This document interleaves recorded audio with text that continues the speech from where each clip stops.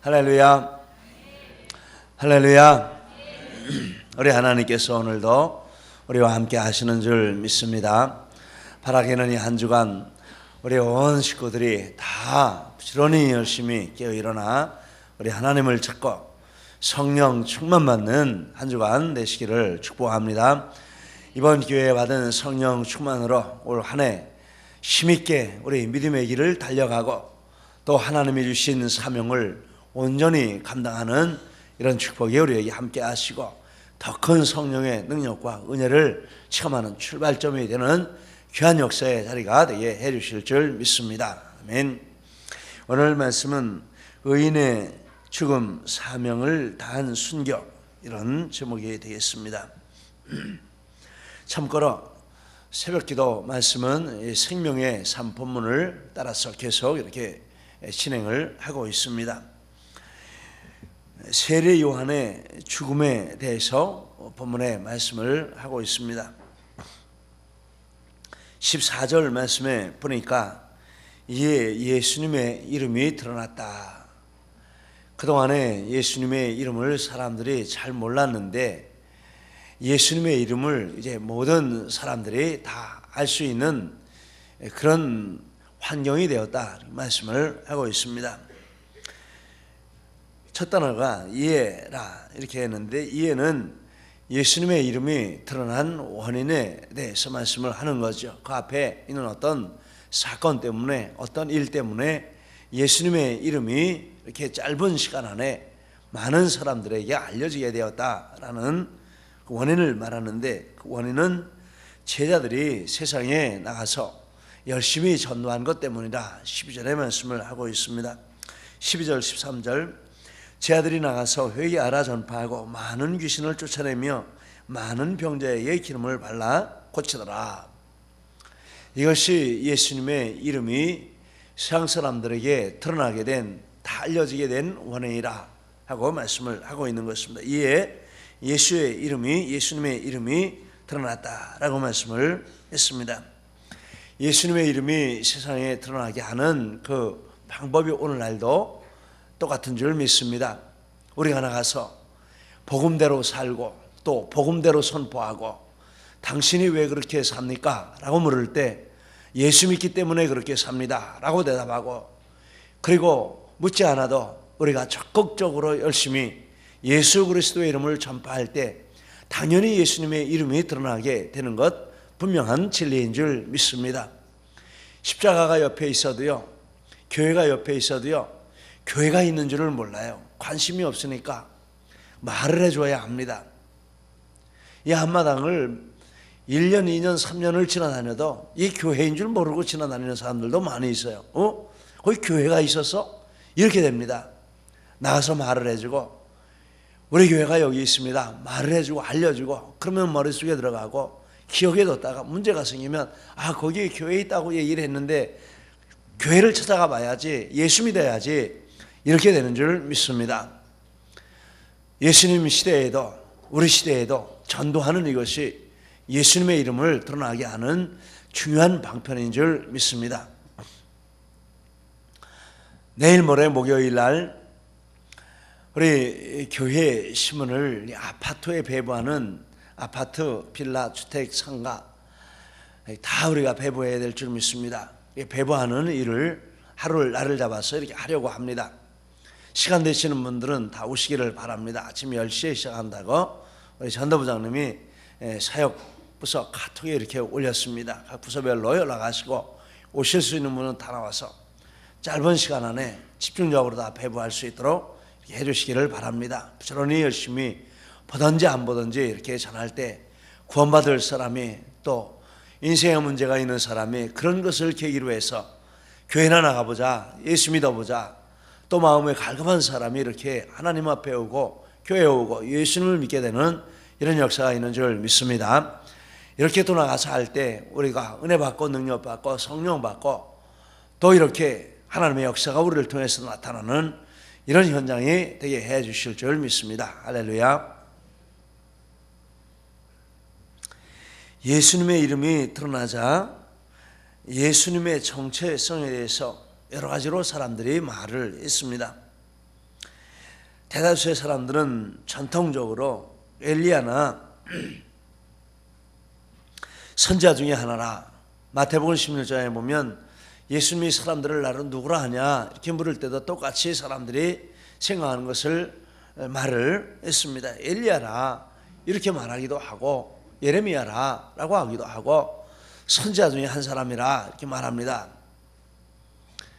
어떤 사람의 능력이 나타나고 다른 사람이 행할 수 없는 그런 일들을 행하면 이스라엘 사람들은 엘리야가 나타났다. 왜냐하면 말세에 엘리야가 나타날 것이라 이렇게 구약성경에 말씀을 했기 때문에 그런 식으로 해석을 하고 받아들이고 엘리야는 아닐지라도 선지자 중에 한 사람일 것이라 이렇게 생각을 하곤 했습니다. 예수님이 이름이 이렇게 드러나니까 엘리야가 나타났다, 선지자가 나타났다 이렇게 생각을 한 것입니다. 그리고 헤롯은 이렇게 큰 능력이 나타나는 것을 보고 세례 요한이 다시 살아나는 것이라 이런 해석을 했습니다. 자기가 못 배워 죽었는데 능력이 나타나는 것을 보니까 세례 요한이 나타난 것이라 14절 16절에 말을 했습니다. 오해를 하는 것이죠. 세례 요한이라 이렇게 헤롯이 생각하고 확신을 가지게 된 이유를 이제 그 뒤에 이렇게 쭉 말씀을 하고 있습니다만은 예수라는 이름으로 분명히 전파되어도 받아들이는 사람은 자기가 생각한 식으로 받아들이는 거죠. 이게 문제인 것입니다. 그래서 미신적으로 예수님을 생각을 합니다. 그래서 교회에 오게 되면 교회 와서 다 해결된 것이 아니고 교회 와서 제대로 말씀을 배우지 않고 분명하게 이 성령이 주시는 믿음을 갖지 않으면 미신적으로 예수님 믿고 미신적으로 신앙생활해요. 권사님인데 말하는 거 들어보면 미신적이에요. 아니 저렇게 오랫동안 신앙생활 하면서도 말씀하는 내용을 들어보니 이거 정말 믿음이 아니네, 성경 모르네 이렇게 생각될 때가 많습니다. 이거 참 문제입니다. 그리고 그런 사람들이 많아지면 교회가 변질되고 다른 것으로 가고 모양은 교회인데 내용은 교회가 아니에요. 모양은 정통인데 내용은 완전 사입이에요. 이런 일이 교회 안에 일어날 수 있고 교회가 변질될 수 있습니다. 우리는 그래서 교회 오는 것 좋지만 와야 하지만 온 사람들을 정말 우리가 바르게 말씀을 가르치고 배우는 이런 일에 우리가 전심전력해야 한다 하는 이 도전을 이 말씀을 통해서도 받습니다. 예수님이 2년 사역을 마치고 3년 사역을 다 마치는 과정 중에서 사람들이 제대로 배우질 않고 그런데 이렇게 능력 행하는 것을 보면서 엘리야가 나타났다, 세례 요한이 나타났다 이런 식으로 해석을 하고 있는 것이죠. 우리 바르게 믿고 바르게 가르치고 바르게 배우고 바르게 믿고 또 바르게 전파하는 이런 우리 교회가 되어야 할 줄 믿습니다. 할렐루야. 헤롯과 세례 요한의 관계를 쭉 이렇게 말씀을 하고 있습니다. 헤롯이 자기 동생 필립의 아내 헤로디아에게 장가 들었습니다. 17절 말씀. 필립도 분봉 왕이고 이 사람도 분봉 왕인데 가문 안에 무슨 일이 일어났는지 모르겠어요. 왕이라고 해도 죄인이죠. 이런 수치스러운 일들이 그 집안에 일어났다 하는 것입니다. 그래서 요한이 그 사건에 대해서 이 헤롯을 찾아가서 정식으로 문제를 제기한 것입니다. 당신들 지금 죄를 짓고 있는 것입니다. 여기 하시오. 엄청난 사람이죠. 그런데 이것을 가지고 마음의 원한을 품은 사람이 나타났습니다. 헤로디아. 19절에 보니까 헤로디아가 요한을 원수로 여겨 죽이고자 했다 이랬습니다. 그렇게 보니까 헤로디아가 수를 써서 이 헤롯을 자기 남편으로 이렇게 만든 것 같아요. 자기 본 남편도 왕인데 뭐 이 사람이 더 권세가 있고 더 똑똑하고 이 사람하고 살면 더 좋겠다 이렇게 생각을 했는 모양이죠.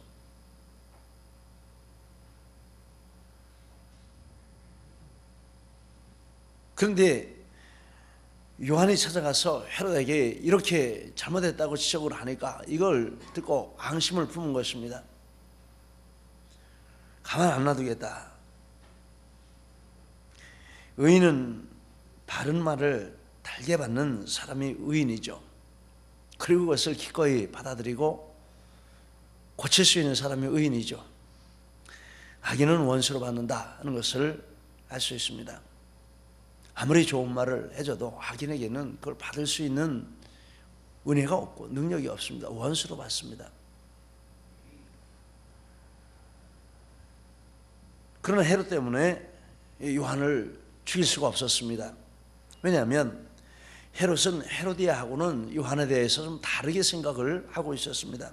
몇 가지로 헤롯이 요한에 대해서 가지고 있는 그런 자세가 나오고 있습니다. 헤롯이 요한을 의롭고 거룩한 사람으로 알았습니다. 20절 말씀 바르게 한 거죠. 그리고 요한을 두려워하고 보호했습니다. 20절 말씀 잘하는 일이죠. 그리고 요한의 말을 들을 때면 크게 번민하면서 달게 들었습니다. 이것도 잘하는 일이죠. 요한에 대한 헤롯의 태도만큼은 바른 것이었습니다. 한 가지 문제가 있는데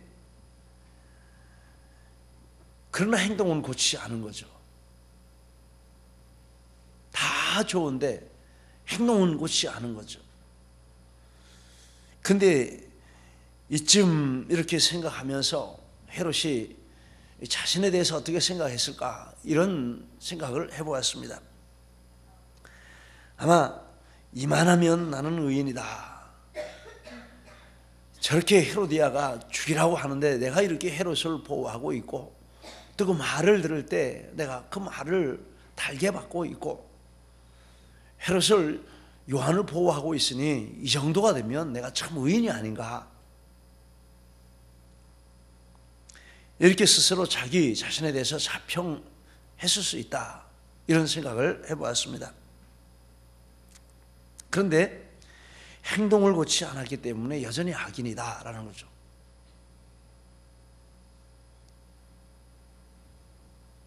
잘못하면 우리도 이런 악인이 되는 길을 갈 수 있습니다. 그래서 마음가운데 다른 사람은 저렇게 하는데 나는 이 정도 아니까 괜찮아. 나는 굉장히 의롭게 살아. 이렇게 스스로 자평하면서 행동은 고치지 않고 스스로 자기를 속이는 거죠. 이런 악인 우리는 되지 않아야 할 줄 믿습니다. 근데 그가 헤롯이 한 일이 있습니다. 헤로디아가 막 날마다 졸은 것 같아요. 그러니까 헤로디아를 위해서 요한을 옥에 가두었다. 17절에 말씀을 했습니다. 다르게 옥에 가둔 것이 아니라 헤로디아를 위해서 요한을 옥에 가두었다. 그런 것을 보니까 헤롯이 날마다 졸은 거죠. 죽이지는 않아도 감옥에라도 좀 가두십시오. 나가가지고 사람들에게 우리 관계를 동네방네 떠들고 돌아다니면 얼마나 창피한 일이고 당신이 나라를 다스리는데도 얼마나 해가 되겠습니까? 당신이 좀 그렇다면 죽이지는 않지만은 감옥에라도 가두십시오. 이렇게 얘기했겠죠. 그러니까 그 말을 들으니까 한두 번 듣는 것도 아니고 계속 했겠죠. 그러니까 그 정도는 해도 괜찮겠다. 뭐 죽이지 않는데 내가 그를 좋게 생각하는데 그러면서 가뒀다. 이렇게 볼 수 있습니다. 그런데 마침 기회 좋은 날이 왔습니다. 21절 말씀. 이것은 헤로디아가 요한을 죽일 좋은 기회가 왔다라는 뜻입니다. 헤롯이 생일을 맞았습니다. 그래서 대신들과 천부장 갈릴리의 귀인들을 불러서 잔치를 했습니다. 21절. 북쪽 지역을 다스리는 왕이었던 것 같습니다. 헤로디아의 딸이 춤을 췄고 헤롯이 나라의 절반이라도 주겠다 맹세했습니다. 23절 해석해 보니까 이렇게 춤을 추는 일은 노예들이 하는 일이라 이런 해석을 보았습니다. 그런데 헤로디아의 딸이 와서 이렇게 춤을 췄다라는 것입니다. 이 사람과 헤로디아 사이에 태어난 딸이 아니고 데리고 들어온 딸이죠.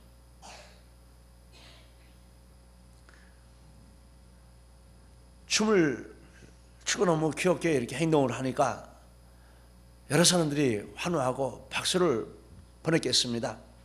그러니까 헤롯이 너무 좋아가지고 뭘 원하냐 네가? 아마 농담 반 뭐 이렇게 말했겠죠. 뭐든지 다 주겠다. 네가 나라의 절반을 구해도 내가 줄 수 있어. 맹세해. 농담만 이렇게 했겠죠. 그런데 이상한 일이 일어났습니다. 딸이 거기서 헤롯에게 뭐 과자를 사달란다든가 옷을 사달란다든가 뭐 이런 얘기 할 줄 알았죠. 근데 그게 아니고 밖으로 나가는 겁니다. 누구에게 갔습니까? 엄마에게 간 겁니다. 엄마, 뭐든지 다 해주겠다고, 나라의 절반이라도 주겠다고 했어요. 그럼 뭐라고 할까요? 그래서 뒤에 벽면에 보니까 딸이 엄마에게 이렇게 나가서 물은 것을 보니까 엄마가 딸을 춤을 가르쳐 가지고 춤추러 들여보냈고, 그래서 헤롯이 뭐라고 뭘 주겠다고 하고 뭘 주겠냐고 물어보면 나한테 와라, 이렇게 딸이 사주를 했다라고 이렇게 해석을 했습니다. 이 성경의 벽면에 보면 정황을 보면 충분히 그럴 수 있는 정황이죠. 기회 좋은 날이 왔다, 이런 말도 그런 의미가 담겨 있고, 또 딸이 거기서 엄마에게 물으러 갔다, 이런 것을 보면 충분히 배경에 그런 것이 있었다, 이렇게 보는 것이 당연하다 생각이 됩니다.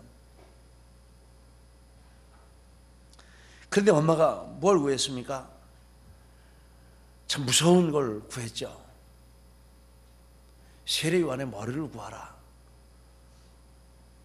그러니까 딸이 들어가서 세례요한의 머리를 손안에 얹어서 내게 주십시오. 참 말로 다 할 수 없는 무서운 이런 일들을 한 것입니다.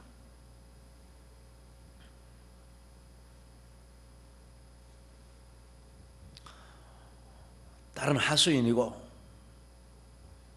엄마는 교사하는 사람이고,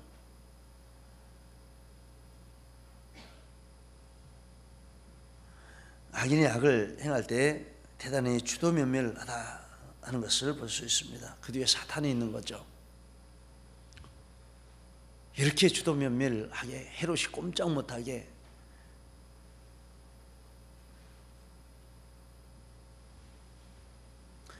그래서 헤롯이 진퇴양난이 되었습니다. 맹세도 했고 또 그 말을 들은 대신들과 이 사람들이 다 앞에 있고, 그러니 이것을 말을 안 들어주자면 우스운 꼴이 되고 왕의 위신이 떨어지고 통치력이 떨어질 것이고, 말을 들어주자니 그것도 자기로서는 곤란한 일이고, 고민을 하다가 거절을 못하고 요한의 목을 베주었다. 27절 28절의 말씀을 하고 있습니다. 왜 이렇게 되었습니까? 헤롯이 악을 완전하게 버리지 않고 스스로 속인 결과라.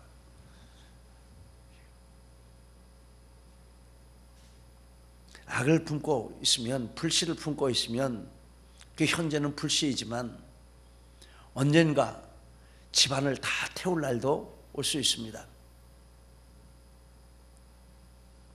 씨앗을 품고 있으면 그 씨앗이 크게 자라 나무가 될 날도 올 수 있습니다.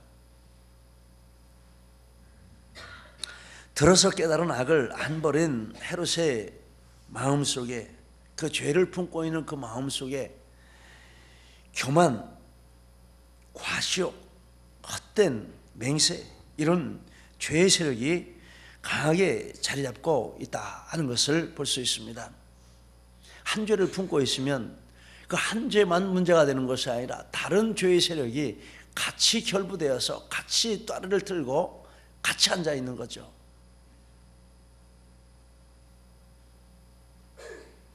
아마 헤롯이 그 지적한 것에 대해서 말을 듣고 지적한 것에 대해서 어떤 희생을 치르더라도 내가 이걸 벌어야 되겠다 하고 벌었다면 이런 같이 묶여져 있는 죄들도 같이 나가는 거죠. 같이 버려지는 거죠. 죄를 하나를 버린다 하는 것이 이렇게 중요한 의미가 있는 줄 압니다.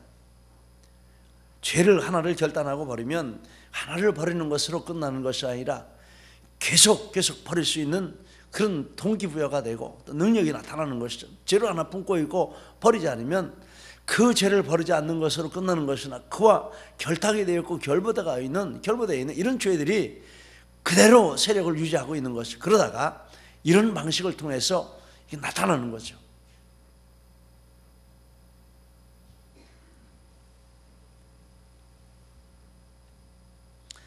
그래서 지금은 죄를 하나, 내 마음에 집히는 죄, 내가 알고 있는 죄를 버리는 이것은 앞으로 일어날 수 있는 더 큰 죄를 방지하고 더 강한 죄의 세력을 물리치는 이런 출발이 되는 줄 믿습니다. 세례 요한은 예수님이 오실 길을 예비하는 자의 사명을 이미 다 감당했습니다. 요한복음 3장 29절에 보면 나는 신랑이 신부를 취하는 것을 보는 들러리의 기쁨이 충만하다. 내 사명 다 했다라는 뜻이죠. 그런데 하나님께서 그 세례 요한에게 타락의 정점을 걷고 있는 헤롯과 헤로디아에게까지 예수님의 선구자의 사명을 감당하고 순교하게 하신 것이라 이렇게 볼 수 있습니다. 이 사람들에게까지 찾아가서 이렇게 예수님의 선구자로서의 이 사명을 감당하고 그리고 세례 요한에게 말할 기회를 줬다면 아마 예수님을 소개하지 않았겠습니까? 그럼 어떻게 하면 좋겠냐? 이렇게 물으면 내 뒤에 예수라는 분이 오시는데 그분을 믿어야 합니다. 이렇게 말을 했을 것입니다. 그것이 예수님을 만나는 바르게 바른 마음을 가지고 예수님 만나는 그런 길이 열렸을 수 있습니다. 어쨌거나 요한은 그 사명을 다 감당하고 이렇게 순교의 멸관을 쓰도록 하나님이 계획을 하시고 최후까지 예수님의 선지자의 이 사명을 감당하고 순교를 한 것입니다. 우리도 최후까지 사명을 완수하는 우리의 삶이 되고 우리의 사명이 되시기를 바랍니다. 이것을 사모하고 이것에 충성하는 우리 모두가 되시기를 예수님 이름으로 축복합니다. 2019년도에 이런 축복이 우리 모두와 함께 하시기를 바랍니다. 우리 함께 기도하시겠습니다. 우리 말씀을 붙들고 함께 기도하시겠습니다. 특별히 내게 주신 말씀이 있으시면 말씀 붙들고 기도